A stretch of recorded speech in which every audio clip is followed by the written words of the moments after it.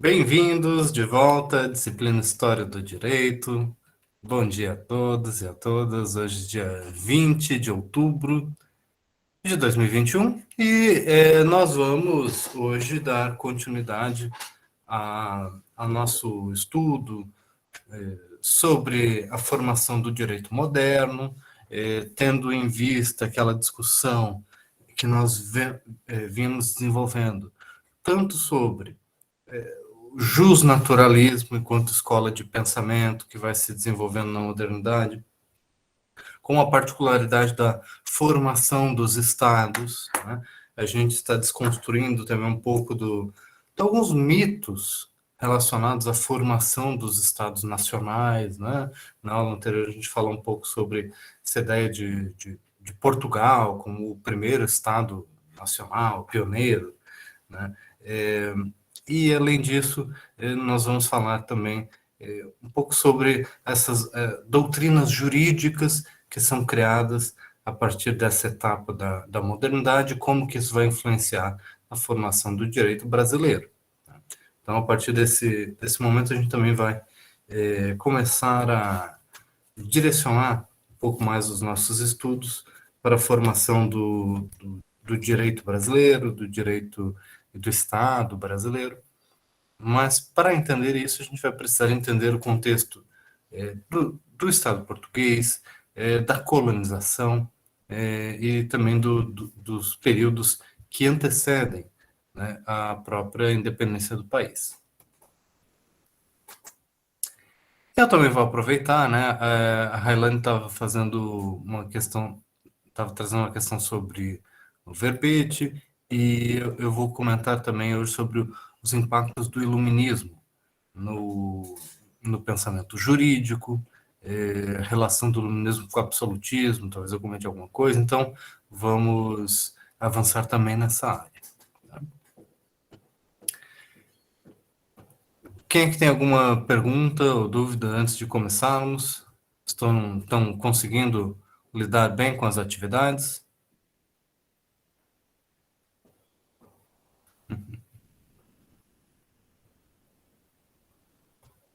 Vamos lá. Vou projetar aqui novamente o tema que nós havíamos abordado na aula anterior. Lia de Abreu pergunta se haverá outro questionário. Tá? Isso, é verdade. Eu ainda vou passar um questionário, talvez um pouco mais simples, né? Mas para que a gente aborde esses temas da segunda parte do semestre. Tá? E aí fica também para o finalzinho do semestre a entrega. E em relação aos temas que estão nos tópicos do Moodle, realmente a gente não vai entrar ainda no direito brasileiro, a gente ainda vai estar falando sobre o contexto do direito moderno, exatamente. Então, a gente tem várias aulas sobre essa formação do pensamento jurídico moderno. Tá? Isso, ok. Muito bem, então na aula anterior eu já havia comentado sobre como que ocorre um processo uma tendência de nacionalização do direito, né? E muitas vezes é citado, vocês ouvem falar das ordenações, né? Ordenações afonsinas, manuelinas, ordenações filipinas, que não são exatamente a mesma coisa que códigos da forma como a gente conhece um código civil, um código penal. Tá? Essas ordenações, elas tinham um estilo mais influenciado pelo que vinha antes do que o que virá a acontecer depois com os códigos. Tá? Mais influenciado pela ideia de um digesto, de uma compilação, tanto das leis, como, de certa forma, também do conhecimento doutrinal do direito, é estabelecido para diferentes áreas da vida, né? Um conjunto de normas que tratam sobre a vida naquele reino, ou sob os domínios de um determinado rei. Além disso, nós temos a presença constante de um fator moderador, digamos assim, um fator limitador do poder real, do poder dos reis, em legislar ou em alterar o direito. Né? Isso porque a gente já discutiu isso na semana passada, né? Existe uma resistência muito grande vinda de baixo, digamos assim, vinda do direito local, dos costumes, das práticas locais que resistem à mudanças muitas vezes trazidas pelo processo de centralização política. E outro elemento muito importante para essa resistência à alteração do direito por via legislativa é a interpretação das leis pela boa razão, pelas técnicas tradicionais de interpretação construídas a partir daquelas escolas tradicionais do direito civil, né? Os glosadores, os comentadores, aquele estudo tradicional do direito romano. O que isso quer dizer? Que quando o rei de Portugal fazia uma lei que queria determinar uma mudança na forma de se estabelecer o direito, na forma de julgar, muitas vezes os juízes, os juristas em geral, aqueles que estudavam o direito, ignoravam essas mudanças legislativas e utilizavam, ao invés da legislação, utilizavam as suas próprias técnicas de interpretação do direito, de aplicação do direito. Então, a tradição jurídica, ela era um dos fatores de resistência ao processo de centralização do direito nas mãos de uma figura soberana, de um legislador. Então, essa é a característica mais importante do direito, mesmo nesse período da modernidade. A ideia de que os reis, mesmo pretendendo usar o poder soberano de legislar, eles não eram legisladores eficazes. Já ouviram falar da história aqui no Brasil? Muitas vezes se usa essa expressão de uma lei que não pega, uma lei que não pegou porque fizeram a lei, mas ninguém cumpriu, ela não teve repercussão na prática, digamos assim. Essa é uma característica muito comum das leis, daquilo que a gente vai chamar de antigo regime. Antigo regime é esse modelo de Estado, de governo, de sociedade, que é contrastado pelo modelo posterior à Revolução Francesa.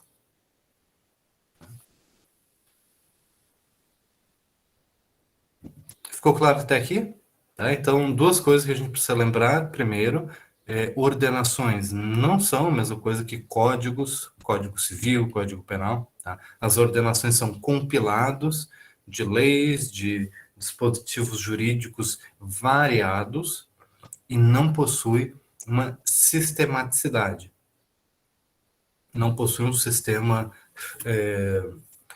lógico equivalente àquele dos códigos modernos, tá? Como os códigos penais, os códigos civis, código tributário e assim por diante. Não é que não tenha nenhuma lógica, né? Tem a sua lógica, mas é bastante diferente. Tá? E segundo ponto para lembrar, havia grande autonomia na aplicação do direito por parte dos juízes, por parte dos juristas de maneira geral, porque havia um peso muito grande da tradição, do estudo do direito romano, havia uma autonomia nas técnicas de interpretação do direito e havia um baixo grau de efetividade das leis, porque os reis, eles eram vistos tradicionalmente como aqueles que deveriam conservar a justiça, conservar o direito, e não mudar o direito. não transformar a forma de se fazer justiça. Esse pensamento jurídico tradicional, ele vai incorporar elementos do discurso chamado jus naturalista. Tá? Mas a gente precisa também destacar que existem variações no tema do jus naturalismo. Nem toda doutrina de direito natural ela é igual. E o justnaturalismo que mais tem influência no, na tradição ibérica, em Portugal, que é melhor recepcionado pelos cânones da igreja, né? É aquilo que a gente vai chamar do tomismo, né? Que está relacionado a Tomás de Aquino, que é um importante filósofo, se torna um santo da Igreja Católica e que resgata, em grande parte, a tradição da antiguidade clássica na discussão sobre Aristóteles, né, uma discussão sobre as leis da natureza como conectadas com, em última análise, a razão divina. Então, essa doutrina, que a gente vai chamar de tomismo, ou o justnaturalismo mais tradicional, que vem da Idade Média e continua sendo influente na Idade Moderna, é um justnaturalismo que se vê como dando uma continuidade do pensamento clássico, né, greco-romano, acerca das leis naturais, acerca do funcionamento do mundo. Isso a gente consegue identificar em Ulpiano, um jurista romano muito importante na sua época, que aparece bastante no Código de Justiniano, né, como uma referência, e ele é usado aqui como exemplo, tá? Eu coloquei como exemplo, mas essa era a forma de se pensar o direito natural na antiguidade. Ele dizia que existiam regras, e portanto aqui uma espécie de direito imanente, né, na natureza, em como a natureza regula o comportamento dos animais, dos seres humanos, né, essas relações que eram vistas como naturais, né, do que seria o macho, do que seria a fêmea, do que seria o matrimônio, de como que são as relações familiares, tudo isso era visto como algo que decorria da própria natureza das coisas, né? Era a ideia também de que certos animais tinham regras sociais, né? Alguns animais têm famílias, têm estruturas familiares, alguns animais têm estruturas sociais, e os seres humanos, eles também têm certas estruturas sociais que são imanentes e que são, assim, relacionadas com a sua própria natureza, né? E essas leis naturais, elas são vistas como imutáveis, tá? Muito importante essa palavra, porque sendo imutável, não caberia ao rei, mesmo com toda a sua soberania, alterar as regras vindas da natureza, né? Então, isso é uma coisa que mesmo um autor que defende o absolutismo monárquico, como Jean Bodin, mas ele defende o absolutismo monárquico, mas ele também é caçador de bruxas nas horas vagas, né? Então, ele vai dizer que, parece uma piada, mas não é, né? Ele também escreve livros sobre isso. E ele vai dizer que, por exemplo, o rei, mesmo sendo, né, todo poderoso, ele não pode legislar contra o direito natural.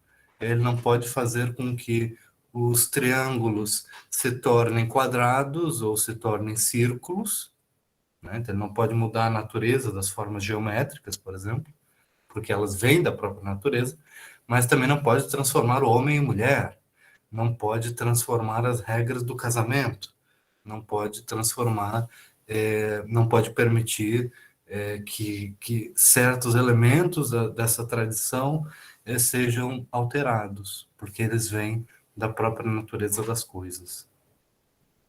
Então, esses são considerados limites jurídicos ao absolutismo real, né, de que os reis eles têm um poder absoluto em abstrato de transformar as coisas, mas tem certas coisas que eles não podem transformar porque elas são tradicionalmente estabelecidas como eternas, como indisponíveis, que não podem ser tocadas, não podem ser transformadas. Vocês conseguem ver uma influência dessa forma de se pensar o direito, de maneira de que existem elementos naturais, intocáveis, imutáveis, essa forma de se pensar o direito até hoje? Sim, Que tipo a de coisa que vocês já própria, ouviram que lembra isso? o princípio da dignidade humana, acredito que vem do justnaturalismo e foi reforçado no pós-Segunda Guerra. Uhum.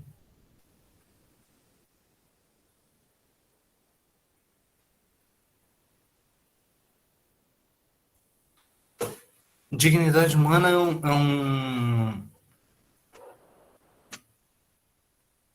é um conceito bem amplo, né? E bem versátil. O que que a dignidade humana nos proíbe de fazer? Ou nos obriga a fazer?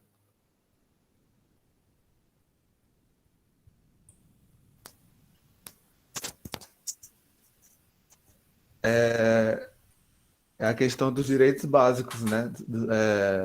Para a felicidade humana.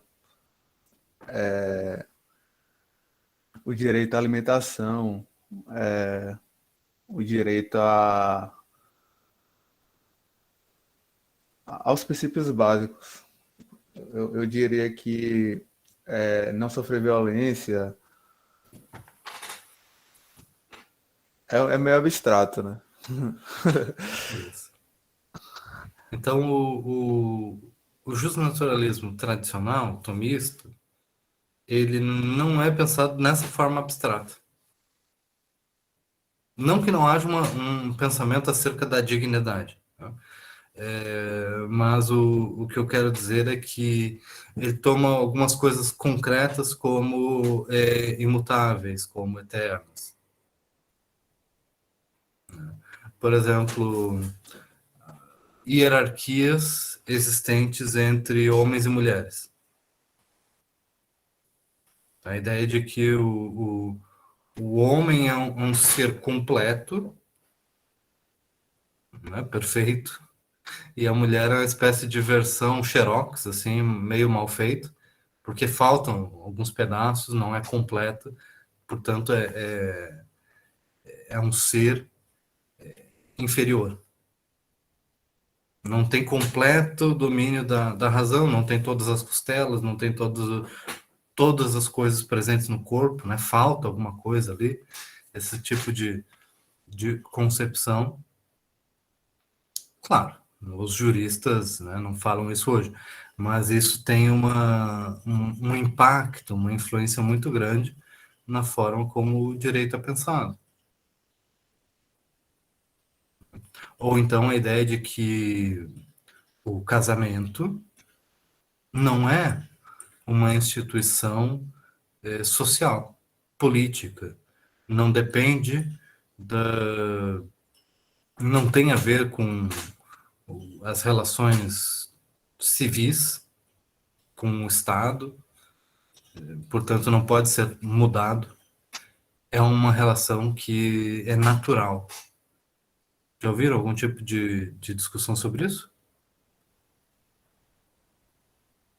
Conseguem imaginar algum argumento jurídico nesse sentido?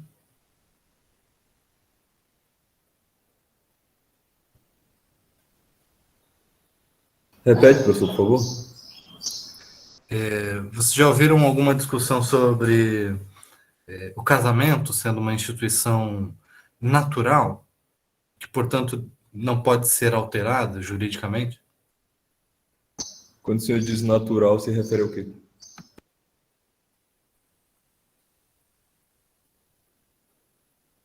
Bom, vamos retomar aqui o slide, né? Eu estou dizendo que desde a Antiguidade Clássica, os juristas romanos traziam um conceito de direito natural. Na Idade Média, traziam um conceito de direito natural, e esse conceito ele não é também, ele ainda persiste na modernidade. Tá? Vou ler ali o Peano, ele diz assim, que a natureza ensina a todos os animais, pois esse direito não é específico do gênero humano, mas comum a todos os animais. Tem um direito na natureza, é um direito que é presente na própria natureza. Tá? Daí provendo a conjunção do macho e da fêmea, a que nós chamamos de matrimônio, quer dizer, a natureza impõe certas coisas e dessa imposição da natureza é que nós identificamos que existe o casamento, que existe diferença entre homem e mulher, que existe a relação entre os pais e os filhos, e também outras relações na sociedade. Elas decorrem das regras da natureza e, portanto, não podem ser mudadas. Entendi. Eu achei que o senhor tinha falado natural como uma forma de dizer que acontece, né? Que ocorre. Ah, sim, tipo que é algo comum, né? Isso.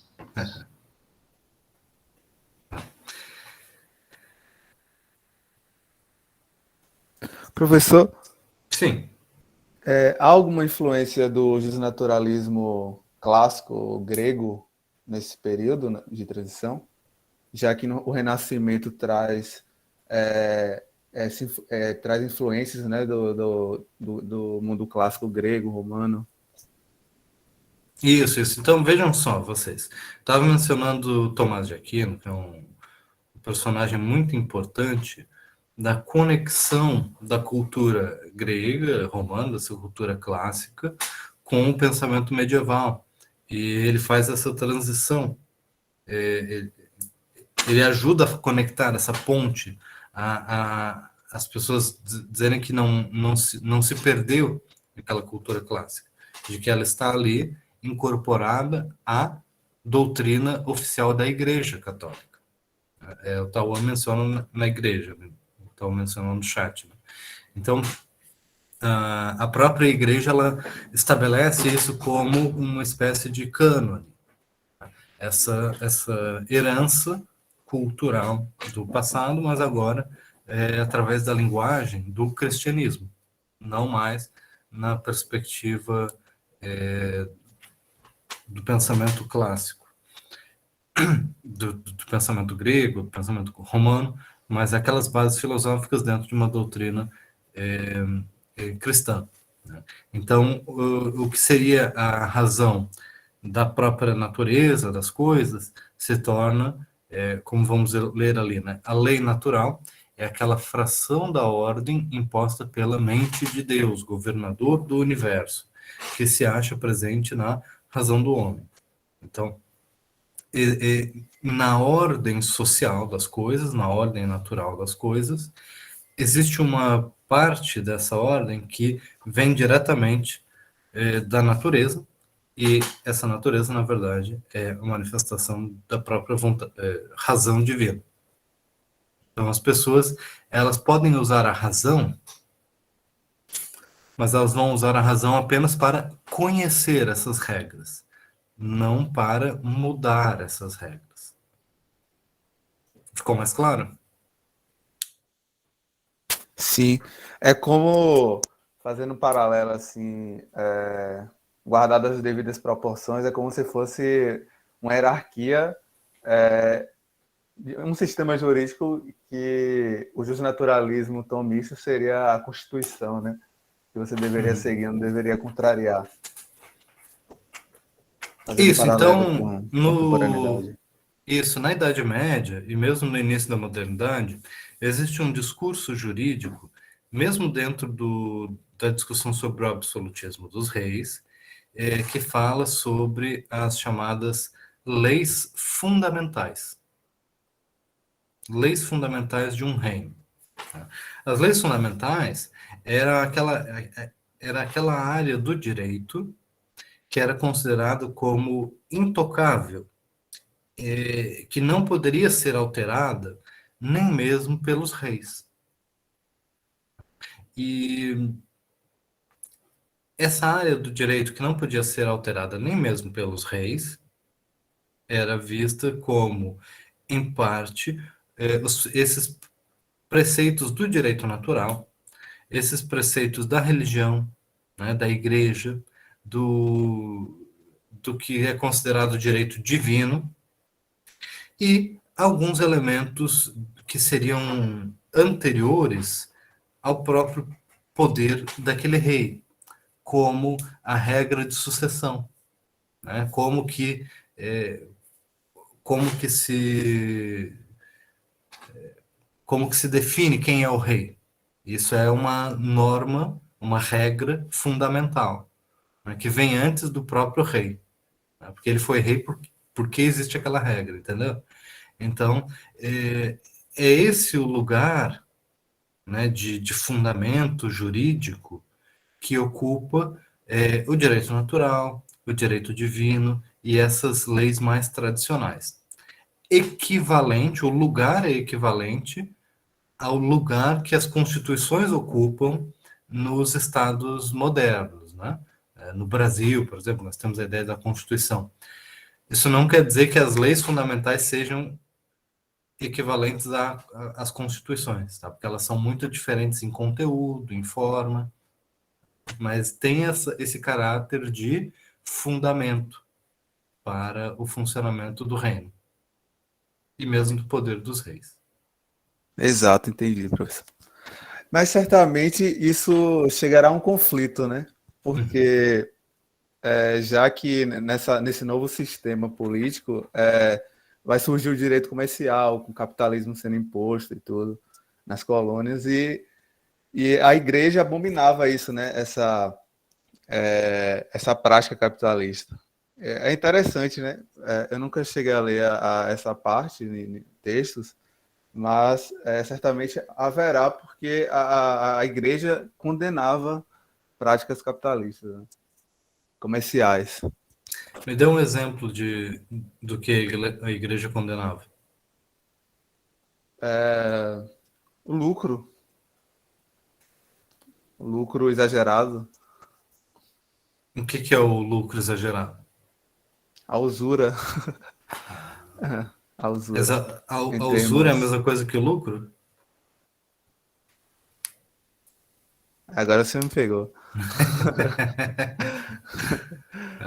A Luiz Henrique comentou ali, agiotagem, a Ana Clara, cobrança de juros. Então, o grande fator limitador, né, da doutrina cristã, da doutrina católica, principalmente, né, tinha a ver com o poder de criação. O rei, isso vinha tanto da igreja, mas também havia uma preocupação por parte dos soberanos. Porque o rei, ele... Vou pegar um prop. O rei, ele cria moedas. Ele cunha, ele cunha as moedas. Então, ele, de certa forma, ele faz dinheiro surgir. Mas ele faz com base nos metais. Os metais são preciosos. Tá? O agiota, como foi mencionado ali no chat, né? ele faz o dinheiro surgir, ele cria o dinheiro a partir do nada, porque ele empresta para uma pessoa, mas ele ainda tem o dinheiro. O dinheiro não está na mão dele, mas ele ainda tem em crédito. E quando ele receber, ele vai receber a mais, porque ele vai receber os juros, né? Então, ele, ao movimentar o dinheiro através do crédito, ele está criando dinheiro, está criando um futuro. E isso é considerado tanto uma ofensa ao poder criador, né, de Deus, porque é só Deus que cria essas coisas do nada, uma ofensa também à tradição, isso também é uma forma de discriminar os judeus, que eram pessoas que operavam também, né, muitas vezes por falta de outras, porque também não podiam ter terras, não podiam ter outras coisas, eram profissões urbanas. Então, o que os fatores de limitação ao desenvolvimento do capitalismo eram, na verdade, fatores de limitação à acumulação de capital e à expansão do potencial do capital através do crédito. Porque quando você tem crédito, você joga para o futuro a necessidade de pagar por alguma coisa. Então, você tem a oportunidade de produzir a coisa primeiro, ou ganhar, né, o seu investimento primeiro e depois pagar. Né? Isso é revolucionário no sentido do sistema econômico. Né? E para os reis, principalmente quando os reis entram em guerra, o crédito começa a se tornar importante. Então, os reis eles começam a criar também para si um protótipo de sistema financeiro. Porque às vezes o país entrava em guerra, precisava pagar um exército, não tinha imediatamente os recursos, mas era uma questão de vida e morte, então o rei tinha a sua rede financeira de apoio, né, justamente para o Estado conseguir sobreviver, digamos assim. Né?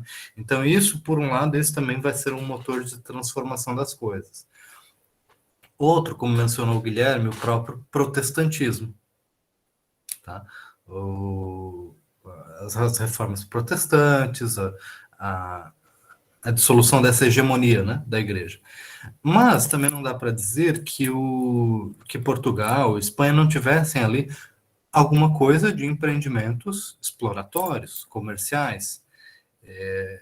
Pelo contrário, a colonização era um empreendimento comercial, só porque não era baseado no crédito. Percebeu? Era baseado no quê? Na ideia de que existem metais preciosos, né? No Brasil tem ouro, no Peru, né, tem a prata, e aí esses metais preciosos é que vão permitir o crescimento, a exploração. Não o crédito, mas os metais. E aí esse comércio, esse sistema colonial vai ser baseado naquilo que se chama de mercantilismo. Você vai ter as trocas comerciais, mas as trocas comerciais elas vão ser um instrumento de acumulação de metais. Também é chamado de metalismo. Porque os metais, diferente de outras mercadorias, como, sei lá, o trigo, tá? Ele não estraga. E aí você consegue manter esse metal por mais tempo. E aí quando chega a guerra, você não precisa pedir empréstimo, você usa os metais para defender o Estado, para conquistar outros países. Né? Então, o que Portugal e Espanha tinham no seu sistema colonial era um sistema mercantilista, que, de certa forma, se parece muito com tem tudo a ver com o capitalismo, exceto por essa dimensão financeira. Essa dimensão não tem a ideia tanto das sociedades anônimas, de ações, que você vai fazer um empreendimento, isso vai ter um retorno no seu capital, você vai usar isso como crédito. E isso vai surgir primeiro na Holanda, né, com uma espécie de bolsa de valores, onde existia também, onde o crédito não estava proibido, né, por conta desses interditos religiosos. Forma-se ali um sistema financeiro, e depois isso passa para a Inglaterra, e aí, um pouco tempo depois também, alguns lugares da França, da Alemanha, etc. Tá? E aí a gente tem o desenvolvimento de um capitalismo com um potencial infinitamente maior do que aquele baseado nos metais. Porque os metais, chega uma hora que eles acabam. Agora, o crédito não acaba nunca. O crédito, ele é próprio do poder de Deus, digamos assim, né? O poder divino de criar as coisas do zero. Né? E é claro, até o século XX, os sistemas monetários eles ainda tinham um lastro no ouro, né, nos metais, e aí depois eles, enfim, o lastro do ouro já é abandonado por razões óbvias. Fez sentido? Ficou claro aí? Ficou claro, ficou claro.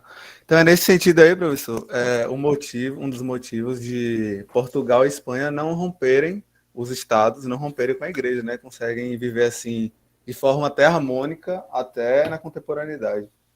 E o fato de Portugal e Espanha serem rivais da Holanda, né? Que tinha esse sistema financeiro assim, até Isso, porque isso. eram protestantes, né? A Holanda, Países Baixos. Inclusive, no momento a Holanda, né, é um país que surge como um país independente em rebelião ao domínio espanhol, porque é o mesmo período em que o rei da Espanha, ele era o rei do universo inteiro, ele era o mais incrível, poderoso do mundo, porque ele era o rei da Espanha, ele era o rei de Portugal, por isso os portugueses seguiam as ordenações filipinas, do rei Filipe. Mas ele também era Habsburgo, ele também tinha um domínio na Áustria, né, em regiões do Sacro Império Romano Germânico. Ele também tinha domínios nos Países Baixos, na região da Bélgica, na região da Holanda.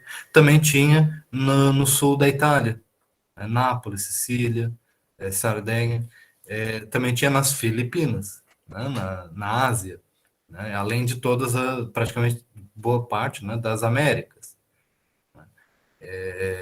Então, ele era conhecido como a monarquia universal. Ele era um grandioso, grandíssimo, né, um imperador. E aí os holandeses eles vão lutar uma guerra de independência justamente contra a Espanha, né? E Portugal estava ali junto nessa união monárquica, dinástica, como algo semelhante à Escócia e à Inglaterra, né? Que viriam a compartilhar o mesmo soberano depois. E aí, é por isso justamente que os holandeses também aproveitam a situação para tentar conquistar colônias no Brasil, né? Isso aí vocês conhecem essa história, né? E tentam inclusive conquistar Salvador, né? Mas não conseguem. Já ouviram essa história, né? Estão conectando aí os pontos? Sim. Legal, legal. Railane, você queria fazer uma pergunta? Vamos lá. Não, professor, precisa mais não. Pera aí.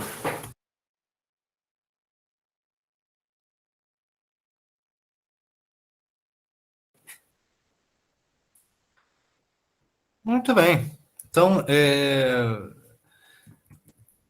eu separo aqui alguns elementos sobre o pensamento jurídico, mas vou trazendo também outros elementos históricos, né? A gente vai conversando sobre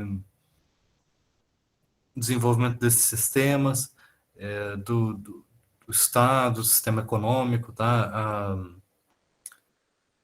A disciplina História do Direito é uma disciplina assim muito interconectada, né? Muito interdisciplinar. Eu mencionei que o tomismo, né, ele tem uma especial influência na formação do pensamento ibérico, tá? Então a gente está falando aqui do que é de diferente, de especial nesse, né, em Espanha e Portugal, né? São países que têm uma tradição jurídica distinta, tá? Então vejam vocês, o direito natural, o pensamento justnaturalista, ele vai ter características distintas em Portugal e Espanha por uma enorme influência da Igreja Católica, por uma grande influência do direito romano, que continua sendo muito importante para a formação intelectual dos juristas, das pessoas letradas, das pessoas que estudam nas universidades, né? E a Espanha, em especial, né, Portugal também, tem uma importante influência do clero na sociedade, uma proximidade muito grande, né, entre a igreja, a nobreza, as estratégias políticas da coroa, né? As missões muitas vezes eram um instrumento de colonização, que também envolvia uma certa dose de empreendimento comercial, também envolvia uma certa dose de regime de produção escravocrata, né? A colonização, que envolvia a catequização, mas também envolvia a exploração do trabalho, né? Em especial dos indígenas, né? Que a gente usa o termo que demonstra a estupidez, né? dos portugueses, espanhóis, dos europeus, que achavam que eram as Índias, e depois que percebem que não eram as Índias, continuam chamando das Índias, né? Isso é um mistério, assim, por que as pessoas continuam chamando de toda a região aí de Índias, né? Então, a igreja e várias não havia como vocês estão mencionando, né? Não havia uma contradição tão grande entre os interesses do Estado, digamos assim, e da igreja, entre os interesses comerciais e a atividade da igreja. De certa maneira, a igreja servia como um contrapeso a essa expansão do capitalismo, digamos assim, né? Mas isso era visto também como parte daquele sistema de valores, era compartilhado. Tá? Por outro lado, nós temos em outros países, né, a reforma protestante, que traz transformações muito radicais na forma do pensamento jurídico, porque vai romper em vários aspectos com a tradição e vai reforçar naqueles países, por vezes, um poder absolutista dos reis, por vezes o poder que os reis tinham, né, os monarcas tinham, de dispor sobre a religião, de dispor sobre as leis de maneira mais aprofundada. Né? Por outro lado, então, como reação a isso, né, e como algo que se coloca mais no espírito da contra-reforma, lembram o que é a contra-reforma? Tem a reforma protestante, e é isso, a Igreja Católica faz aquilo que é chamado contra-reforma. Né? Vamos mudar para continuar igual. Vamos mudar para continuar o mesmo. E para ficar mais duro, para evitar qualquer tipo de mudança também que seja ameaçadora. Então, uma espécie de reação, não só conservação da ordem, mas uma reação a essas mudanças. Então, há uma espécie de síntese, uma tendência de síntese entre aquele tomismo tradicional que vinha do pensamento romano, do pensamento grego, do pensamento medieval, vinha numa tradição aditiva, né, de cânones que vão se acrescentando à tradição do pensamento,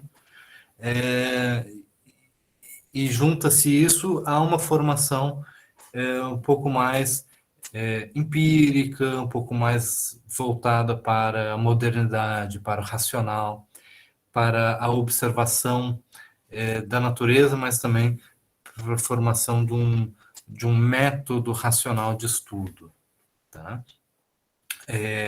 Para o direito, isso implica muito na busca pelos elementos do direito, né? Sobre identificar quais coisas que vêm diretamente da natureza, né? Por que umas pessoas vêm com cabeças né, completas, outras com características físicas diferentes, como que a ordem natural funciona, um pouco mais, uma característica um pouco mais investigativa, mas ainda sem sem romper com a tradição, que vem do passado. A ideia dessa escola ibérica, né, de direito natural, é a ideia de que a criação, o mundo, ele é regido por princípios racionais. Então o ser humano ele tem um pouco da razão divina. É menos do que a divindade, mas ele tem ali um pouquinho da razão. Então ele consegue, de certa forma, desvendar a racionalidade de Deus a partir da sua própria racionalidade, porque o homem foi criado à sua imagem e semelhança. E aí existe a ideia de que as regras e os fundamentos do direito eles podem ser deduzidos através dessa investigação racional, mas o que você vai deduzir são regras eternas, imutáveis, coisas assim mais genéricas, mais que, que estabelecem princípios para todo o gênero humano.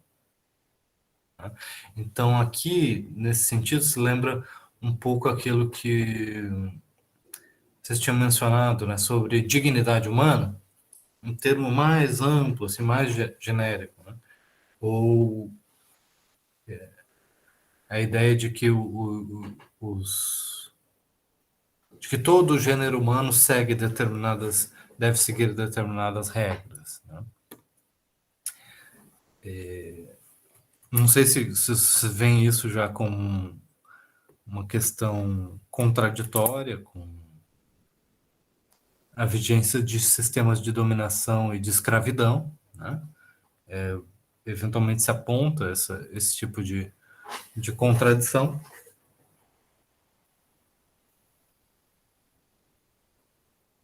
Mas um sistema muito influente na tradição jurídica portuguesa.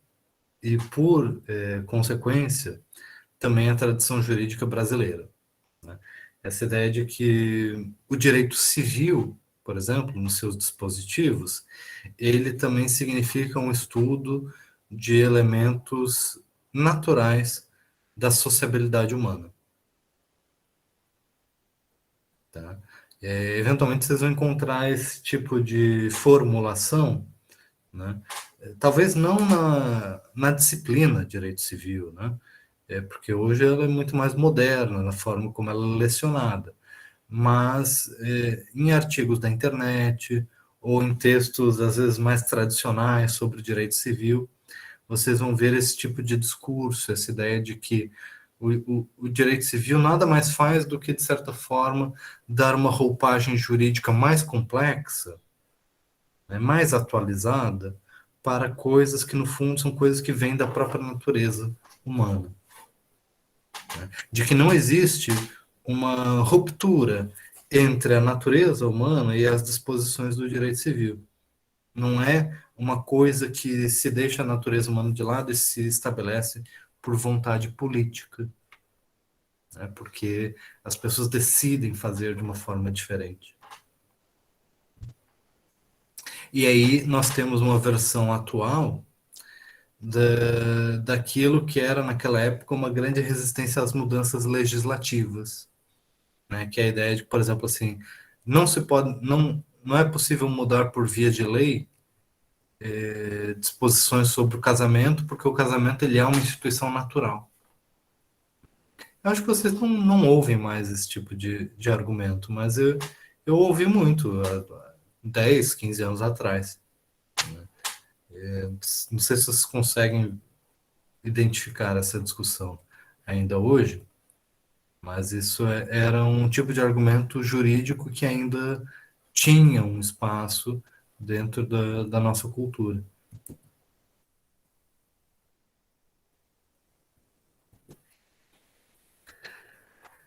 Já quando a gente fala do direito natural moderno,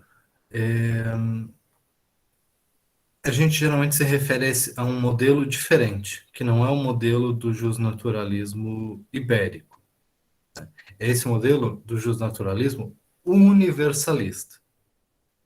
É quando a gente fala do iluminismo, quando a gente fala do conceito de dignidade da pessoa humana, quando a gente fala do conceito, de maneira geral, dos direitos humanos, esses elementos, eles estão mais associados à emergência do direito natural moderno, de cunho universalista. Alguns autores apontam para o fato de que no justnaturalismo tradicional também existe uma discussão sobre a dignidade. Então, por exemplo, na Espanha, existe um debate sobre a dignidade e o direito daquelas pessoas que eles chamavam de índios. Os diferentes civilizações, etnias, grupos de pessoas que viviam, né, em todo esse continente. Será que eles deveriam ser mortos, deveriam ser escravizados, deveriam ser tratados como pessoas? Será que eles tinham alma? E existiam grandes debates teológicos, debates filosóficos, debates jurídicos sobre qual seria o direito desses povos. Se eles tinham um direito reconhecido ou não. Tá? Então, assim, não é que não houvesse um debate dentro daquela cultura jurídica sobre princípios mais gerais, né, de direitos humanos, digamos assim. Mas talvez diga, Gabriel. Ô, professor, isso que você está falando está se referindo especificamente àquela questão se não me engano, os debates de Valladolid, de Bartolomé de las Isso. Casas. É uma história muito interessante. Eu tive contato com um vídeo depois, aí eu fui fazer uma leitura e os argumentos, eu achei até que modernos. Me lembra muito, até teve uma atividade de antropologia que eu usei, me lembra muito as questões que a gente tem debatido há um bom tempo sobre sobre a política indigenista do Brasil, né? Até hoje são mais de 400 anos e a discussão ainda percorre os mesmos problemas. Isso. Você quer comentar um pouco sobre o que que você leu? Para compartilhar aqui com os colegas. Eu não li muito a fundo, não. Na verdade, só o suficiente para fazer o trabalho. Mas, basicamente, ele foi um imperador, né, Carlos V. Ele solicitou esses debates. E aí, se eu não me engano, o Bartolomé de las Casas ele argumentava que os índios eles tinham alma e, portanto, eles estavam sujeitos às mesmas leis e tinham os mesmos direitos inerentes ao homem branco livre. E o Ginés de Sepúlveda, né, ele argumentava que eles eram... Ele trazia a questão da religião, não especificamente do catolicismo, ele atacava a religião dos locais, falando do canibalismo e tal, e os atos, entre aspas, grotescos das populações, era um argumento deles que eles não tinham alma, nem moral, nem ética, e, portanto, não eram passíveis de salvação. E a melhor forma de lidar com eles nessas terras seria exterminando. E aí, o problema do Bartolomé, na época ele seria o liberal, mas hoje ele é meio... ele seria o meio vilão da história, né? Mas, para a época, ele tinha uma visão, digamos que mais humanista, e vinha até da história dele, porque ele próprio, quando veio para o Novo Mundo, ele escravizou indígenas, ele teve propriedades vastas, etc. Mas depois do contato com a população, ele foi se tornando um defensor deles, entre aspas, né? Não defensor, ele não defendia o sentido deles conservarem a própria cultura, tal, mas ele pelo menos defendia a existência dessas pessoas, basicamente. Então é assim, tinha um que defendia matar e outro que defendia não matar. Pelo menos não matar. Né? Teve um É o que tinha para hoje, né? Um político brasileiro que falava assim, né? Uma coisa grotesca, não vou nem falar, mas assim, do tipo, não, pelo menos não mata, né?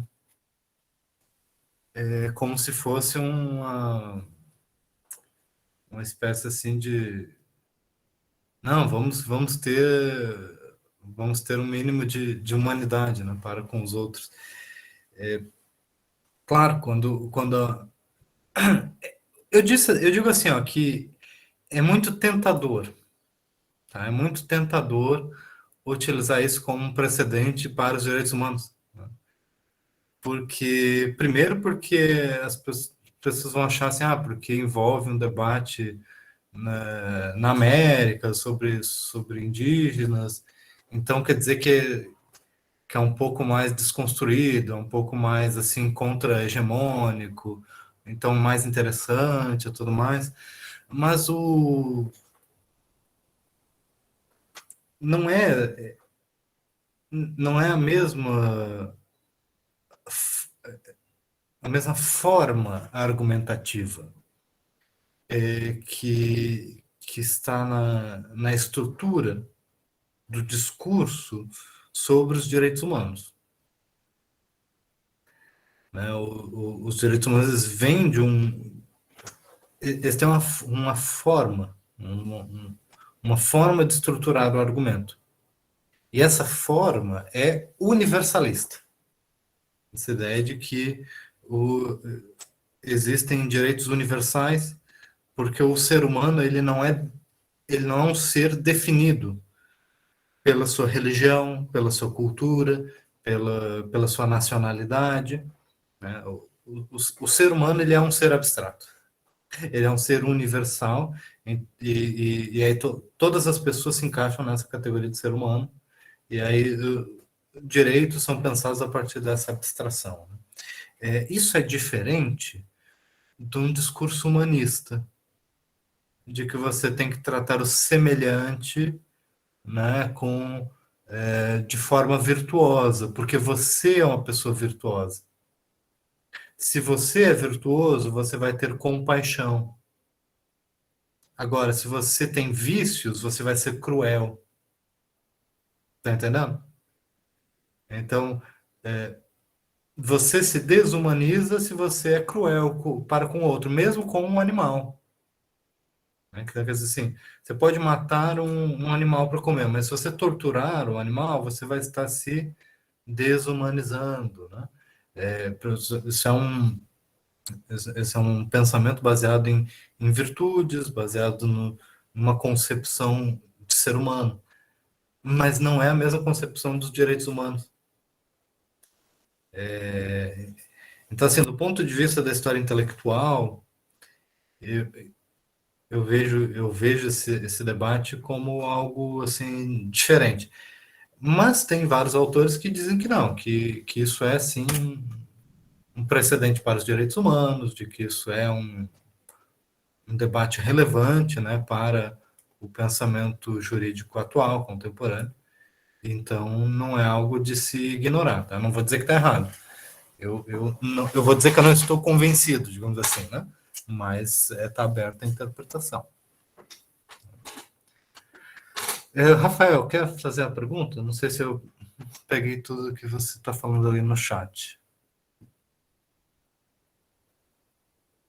Explica aí para gente o que você quer dizer. Não, o senhor havia dito que, né, alguns juristas, né, da lei natural, por exemplo, diziam que o casamento natural ele é de X modo, né? Mas, por exemplo, tem que ser através tem que ser heteronormativo e tal. Mas, assim, a contradição disso, né, a contradição de que o casamento natural, o casamento não é desse jeito, não contradiz o fato de que o casamento é natural. Você compreender? Só Você quer dizer contradiz. assim que ou o casamento é natural ou não é. E ele sendo natural, o que a lei fala ou não faz diferença. Não é isso? A lei pode estar certa ou errada, né? Porque a lei é a codificação daquilo que realmente é, né? Então, de certa forma, esse é um argumento jurídico presente nessa tradição, né? Que a natureza ela se sobrepõe à lei humana. Exato. Em outras A lei palavras, natural se sobrepõe à lei humana. é dizer que o deontológico ele não contradiz o ontológico, né? Que aqui a gente pode estar errado, mas, né? Na realidade, na natureza, as coisas estão lá, estão estáveis. Isso. Por isso,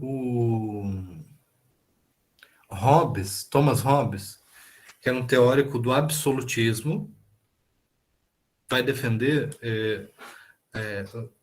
a supremacia da lei positiva, a lei do soberano. Ele descreve de maneira até caricata, exagerada, mas ele descreve o comportamento dos opositores da soberania real, que argumentavam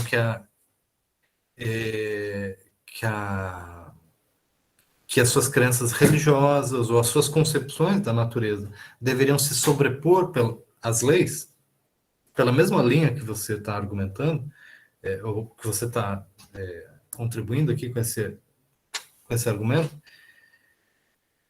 Ele dizia assim, isso deve ser considerado juridicamente inválido, né?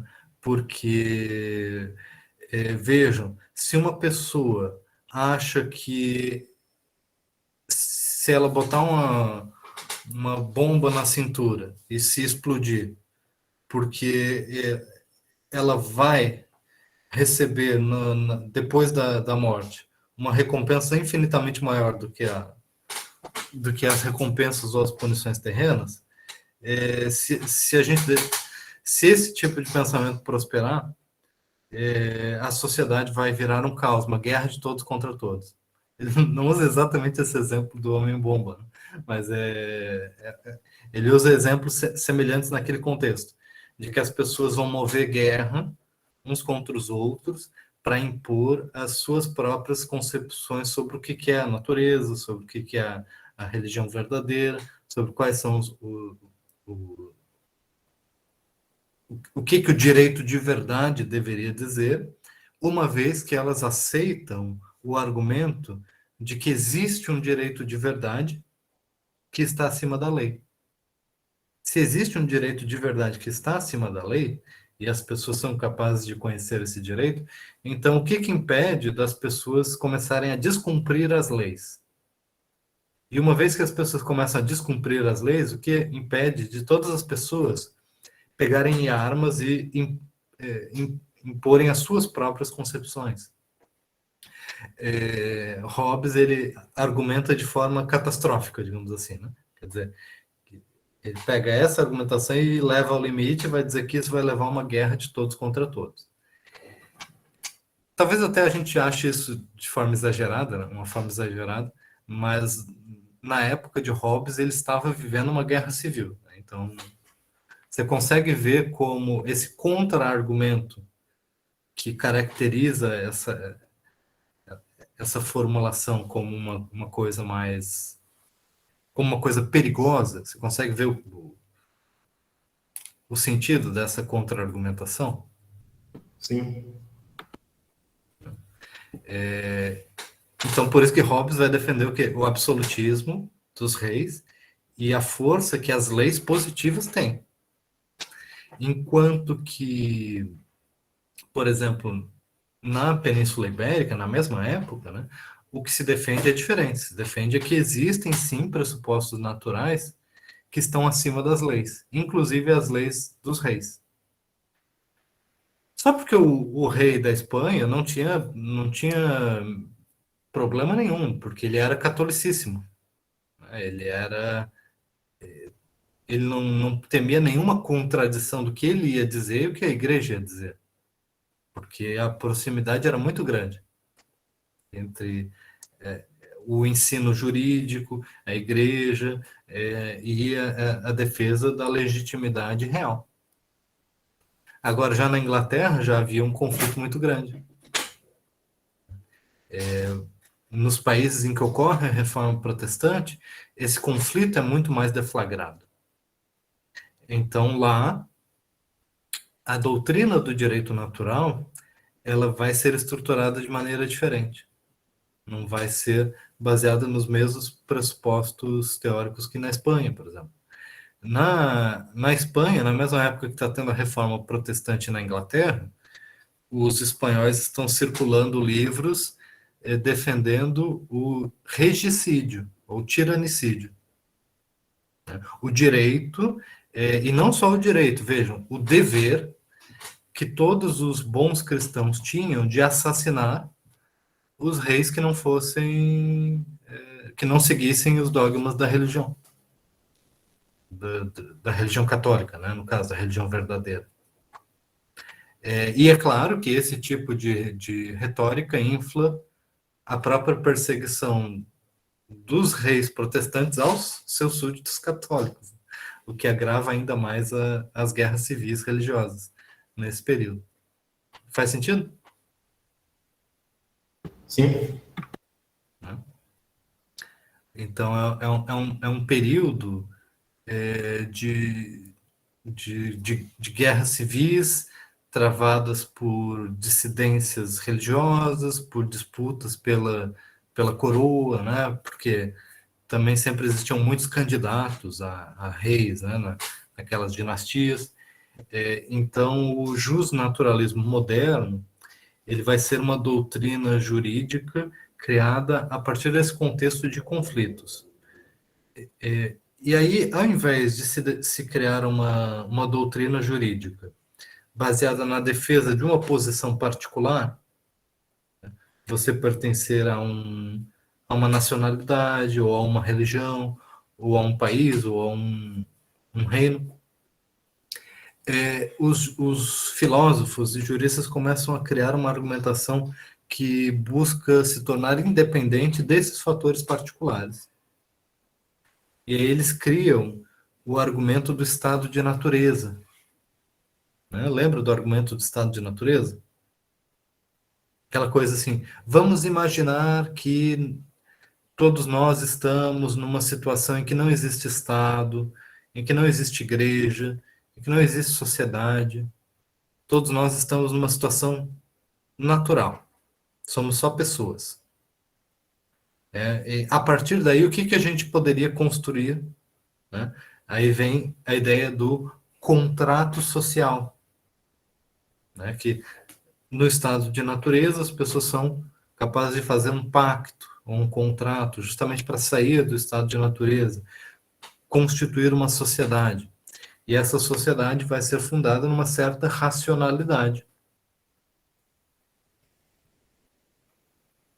O direito natural, que vem lá do estado de natureza, ele, de certa forma, nos leva para o contrato social, para a criação de uma nova sociedade. Uma sociedade em abstrato. Né? Essa é uma argumentação abstrata, para apontar os fundamentos jurídicos da formação das sociedades. Vou colocar aqui na tela de novo. E com as características do pensamento jurídico baseado no justnaturalismo moderno de cunho universalista. Tá? Esse desenvolvido por Hobbes, Grotius, um autor holandês importante, né? Pufendorf, autor alemão, Jean-Jacques Rousseau, né? Um autor suíço, né? John Locke, inglês, diversos autores que vão fazer parte de um debate intelectual em torno de quais são os direitos, quais são as bases fundamentais para todos os direitos, né? De onde que os deveres jurídicos surgem. Né? E, por linhas gerais, esses autores vão construir aquilo que a gente chama de contratualismo. A ideia de que os direitos e deveres fundamentais existentes em sociedade, eles partem de uma relação pactual ou contratual, de que existem direitos e deveres recíprocos, né, na relação dos cidadãos entre si, né, e o governo, os soberanos, o Estado, ele surge, né, como um terceiro elemento acima dos cidadãos, como um elemento garantidor da ordem política e social.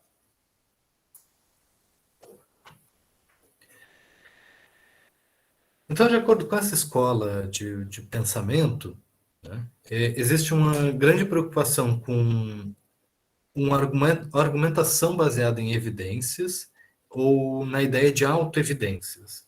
Tá? Se vocês observarem, por exemplo, a Declaração de Independência dos Estados Unidos, né, eram colônias que se rebelam contra o Império Britânico e eles utilizam uma argumentação justnaturalista na sua Declaração de Independência. E a argumentação ela começa assim: consideramos estas verdades autoevidentes, né, de que todos são livres, de que todos são criados de maneira igual, eles recebem, né, de Deus, do Criador, né, esses direitos. Né? Então, Lucas aí colocou, né? Nós consideramos essas verdades sendo auto-evidentes, que todos os homens são criados iguais, que eles recebem do seu Criador certos direitos inalienáveis, e entre eles, né, o direito à vida, à liberdade, à busca pela felicidade. E, além de enumerar direitos que são considerados auto-evidentes, e vejam, esses são direitos dos colonos americanos se rebelando contra o governo inglês? Sim, mas esses são direitos de qualquer pessoa. Vejam vocês ali, ó, universalista. Tá? Eles estão legitimando a sua rebelião, mas a sua rebelião está fundamentada num discurso que pode servir para legitimar qualquer outra rebelião também.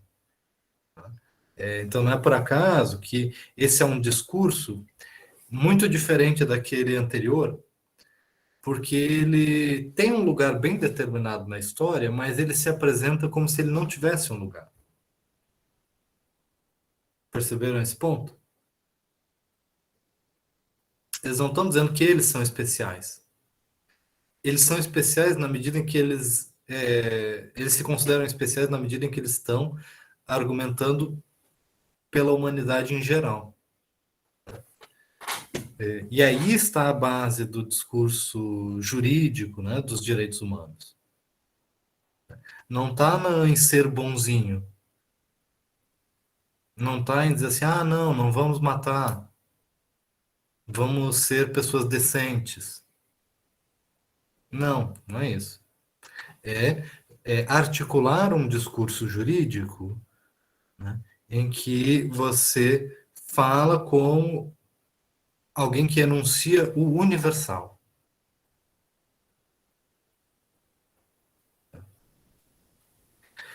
E aí, claro, né, qualquer pessoa racional pode olhar e pode dizer assim, não, que coisa esquisita, porque coisa esquisita é uma palavra não é muito boa para isso. Assim, como é que pode estarem falando disso e também conviverem com o regime de escravidão? Né? Com certeza, isso é uma flagrante contradição prática.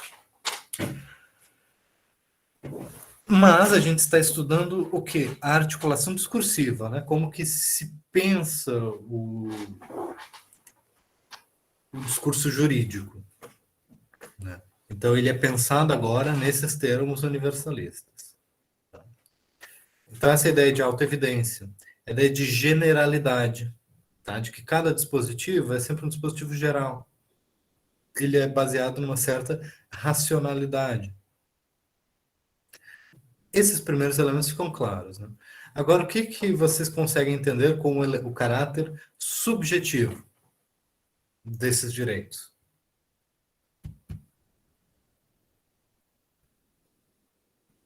Alguém Respeito consegue à entender isso? individualidade? Faz sentido. Respeito à individualidade. Né? Ao mesmo tempo que você está falando como um ser universal, está falando sobre o direito de todas as pessoas. Mas você, individualmente, tem esses direitos para si. Eles são seus. Né? Da mesma forma como eu, né, eu tenho um livro, eu posso dizer assim, esse livro é meu. Esses direitos, eles são seus, no sentido de que eles fazem parte do seu patrimônio jurídico. Eles são exercidos concretamente pelas pessoas. Eu havia falado antes sobre o contratualismo, né? No contrato, você tem direitos e deveres recíprocos, né, subjetivos. Você é um sujeito de direitos, você é um sujeito de deveres. Você está sujeito a obrigações. Então, eles têm tudo a ver com você, com o indivíduo. Ainda que a sociedade ela possa ser um conjunto de relações sociais, mas o que existe de fato são sujeitos, são pessoas. Isso, de certa forma, está na base do pensamento liberal também. E às vezes tendo um discurso político, ele leva até as últimas consequências. Né? Então, sei quem é que já ouviu falar da Margaret Thatcher, né? Tem uma frase assim que bem radical, né? bem exagerado, como é típico desse discurso, dizer assim, a sociedade não existe. Né? Só existem indivíduos e famílias. Por que ele diz isso? Né? Porque direitos, deveres, relações contratuais, elas têm sempre um sujeito. Quer dizer, um não, né? Pelo menos dois. E sociedade, não existe forma jurídica para a sociedade. Você não faz um contrato com a sociedade. A sociedade de maneira geral. Você faz com todos os demais sujeitos. E são os sujeitos que detêm direitos. Então, o direito moderno, ele tem um caráter subjetivo. Perceberam? É por isso que elementos, digamos assim, não humanos, eles perdem espaço no discurso jurídico moderno. Como assim? Coisa estranha. Porque um rio, uma floresta, um porquinho, né? Eles, obviamente, eles não vão ser, nessa estrutura discursiva, sujeitos de direitos. Né? Porque o status de sujeito de direito presume o status de ser humano. Perceberam? Por que eu estou falando isso? Parece estranho, né? Porque no direito medieval, no direito tradicional, e mesmo lá no direito romano, existia uma dimensão objetiva do direito. Aí eu estou estabelecendo que existe uma dimensão objetiva em contraste com essa dimensão subjetiva. Dimensão objetiva, por exemplo, de como que a ordem social está estabelecida. Né? A existência de nobreza, clero, né? Monarquia, por exemplo, na Idade Média não era visto como uma organização contratual de sujeitos, mas era visto como a ordem existente objetivamente na sociedade, e essa ordem não podia ser mudada. Por quê? Porque essa ordem não foi criada pelos seres humanos completamente, ela foi criada, de certa forma, pela vontade divina. Da mesma maneira, uma montanha, né, ela não foi criada pelos seres humanos, ela foi criada pela vontade divina. Então, ela pode ser sagrada, ela pode ter ali certos direitos, podem existir restrições sobre o que pode se fazer ou não com aquela montanha, né? Ou com aquele rio, ou com aqueles animais. Por outro lado, se um animal, né, o porco, se ele mata uma pessoa, ele também está violando as leis da natureza que regem o que os porcos, né? O que os porcos devem fazer. Os porcos não devem matar pessoas. As pessoas é que devem matar os porcos. É isso que é a natureza. Então, nós temos exemplos de julgamentos medievais em que animais são julgados e condenados criminalmente, né, por terem matado pessoas, por exemplo. Já ouviram falar disso? Um dos vídeos que o senhor colocou no Aba tratava disso. Isso tem, inclusive tem legenda, né? Não sei se vocês perceberam. Então esse é um vídeo interessante, né?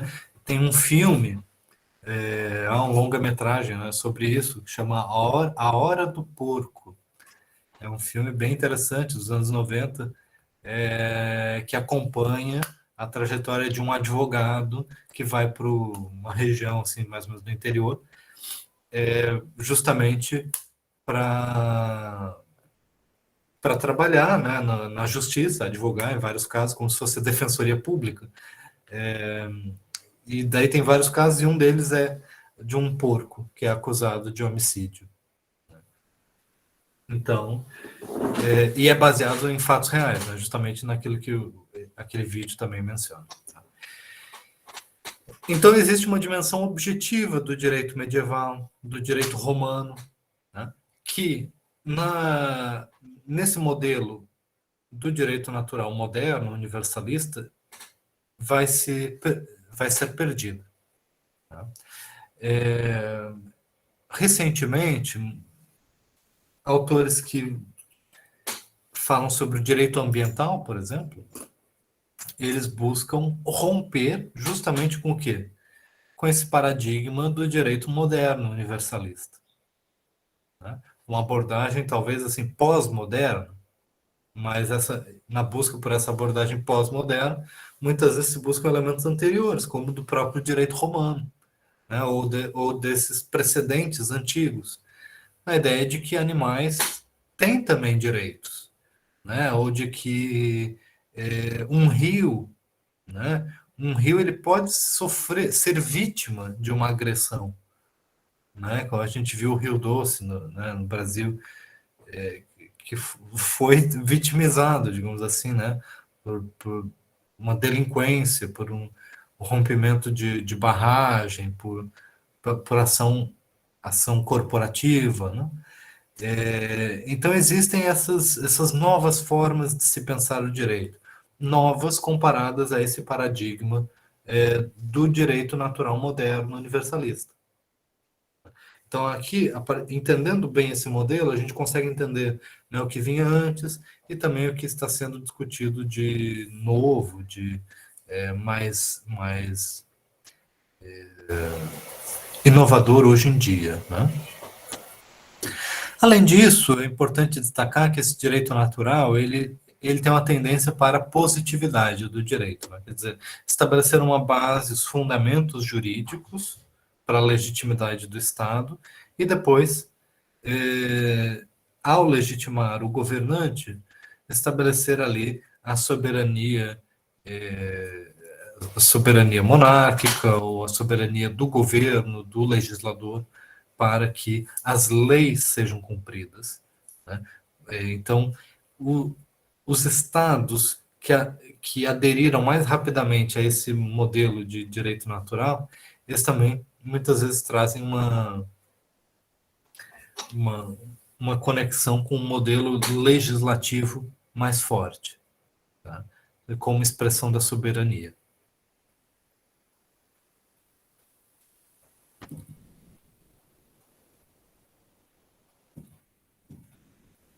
Importante destacar aqui também, né, de que o jusracionalismo moderno, ele se inspira muito no desenvolvimento teórico de outras áreas do conhecimento, né, como a matemática, a física, as ciências naturais de maneira geral, né, de que ele provoca uma reflexão metodológica muito inovadora, porque nas faculdades de direito, nas universidades, se estudava a mesma coisa por muitos séculos.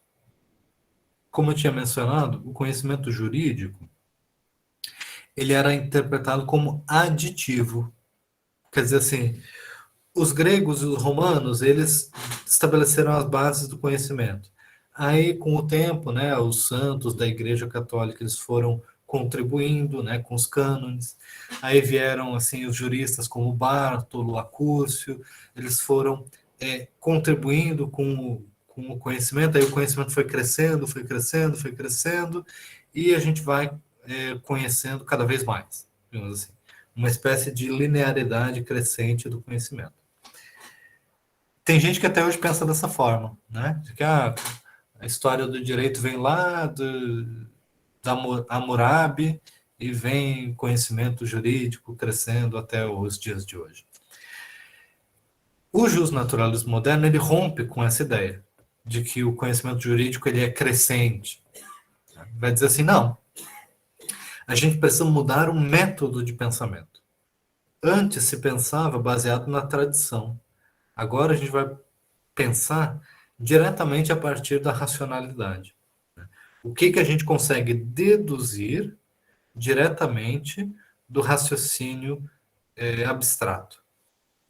Por isso a ideia do estado de natureza, por isso a ideia do contrato social, como coisas que nunca existiram, mas que são mecanismos do pensamento para investigar a natureza das coisas, do direito, dos fundamentos da racionalidade.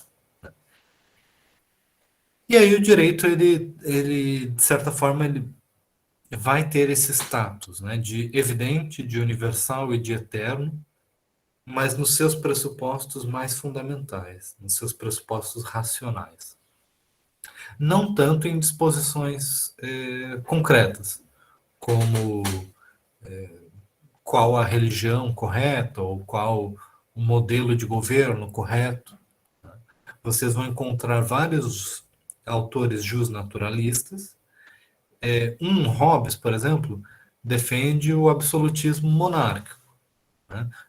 Rousseau já vai ser um autor considerado republicano. Né? Locke vai ser um autor considerado liberal, defende o governo representativo.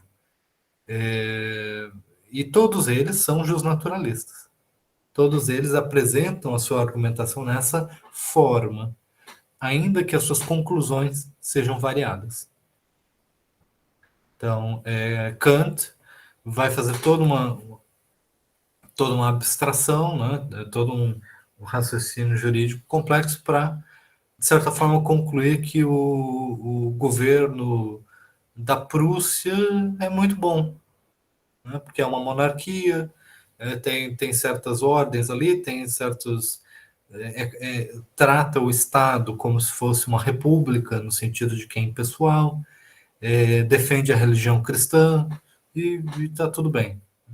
Então, de certa forma, esses autores eles vão acabar defendendo as instituições vigentes, mas com uma argumentação que é justnaturalista, abstrata, generalista. Entenderam isso? Faz sentido? De que os autores eles transformam a maneira de se argumentar, o que não significa que eles contestam o status quo.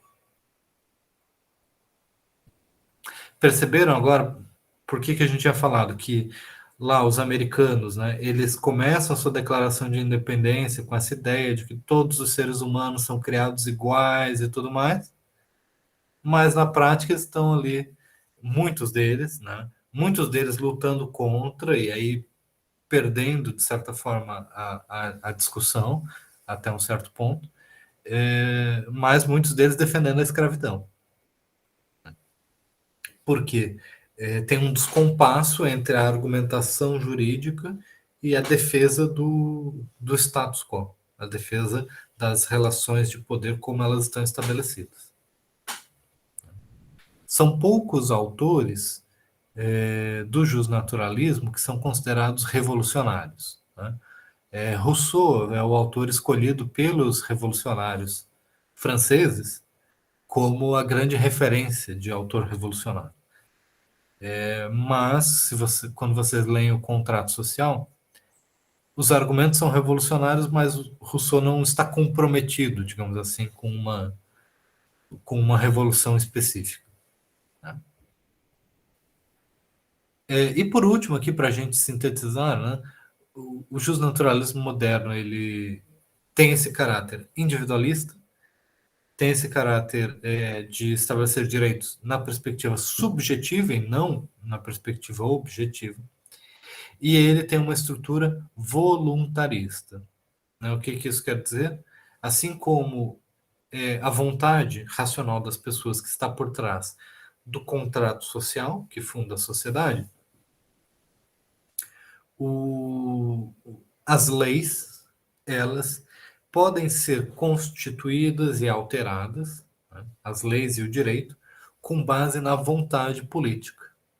Tá? Então, o soberano ele tem o poder de instituir e de transformar o direito baseado na sua vontade.